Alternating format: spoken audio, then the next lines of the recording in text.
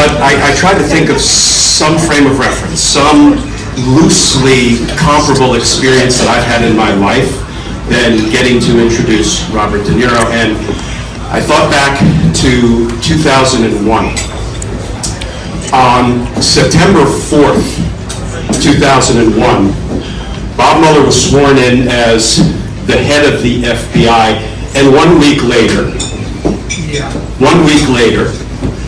not 3 or 4 blocks from here, we know what happened. And a few weeks after that, Bob Mueller gave a talk to a gathering of people. It was the people at the United States Attorney's Office for the District of Columbia, my professional home for nearly a quarter of a century. And he was going to come talk to, in the immediate aftermath of 9/11, he was going to come talk to the 350 prosecutors and the rest of the staff, numbering about 800 or 900 people total, about his new challenges as the director of the FBI in the aftermath of 9/11. And because I was one of his top homicide prosecutors, don't let Tim Heafy tell you otherwise. I was asked to introduce the new director of the FBI. And I thought to myself at that point, what in the world do I say about another famous Robert, another famous Bob Mueller? So what I settled on was that in the aftermath of what happened up the street on 9/11, there was little comfort or consolation anywhere to be found. But I found significant comfort and consolation in the fact that my old boss, my homicide chief, Bob Mueller, would be heading up the FBI in some of the most troubled times for our nation. And then I took out my card and I said, so now I'd like to introduce Robert Mueller? Is that? And here's what Bob did, because he was my old chief. He walked up to me, and right before he took the mic, he gave me one of these. He pulled his punch. I mean, it wasn't like a raging bull Jake LaMotta. Full on.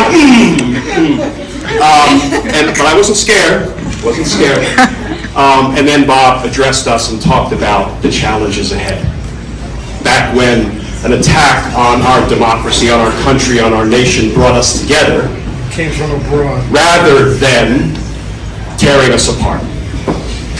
So now turning to the next famous Robert, Bob, that I get to introduce.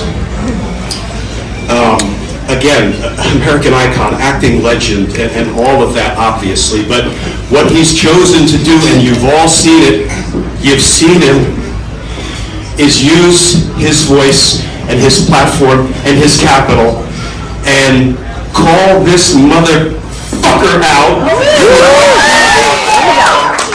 What he's doing to us, what he's doing to his own supporters, they just don't know it. What he's doing to the nation, what he's doing to democracy. I'm sorry, I usually don't work blue. I apologize for that.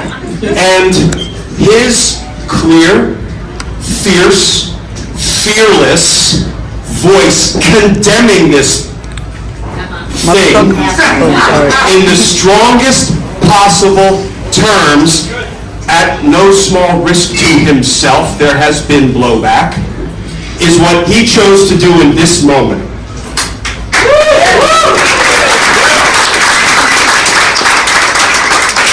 face it, his voice, I think, has the potential to penetrate bubbles and to drill into demographics that, frankly, me running my mouth on MSNBC and Andrew, no offense, running his mouth on MSNBC, I don't think we're penetrating that demographic the way some others can penetrate that demographic because of who he is and what he's done and the way people feel about him.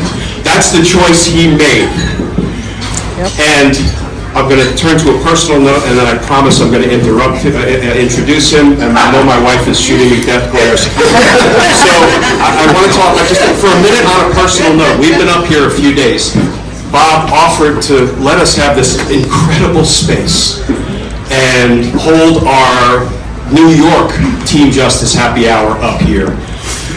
And over the last few days, He has been, I can't talk about the great movie actor piece, you all know that, but what I can talk about is what I've experienced in recent days.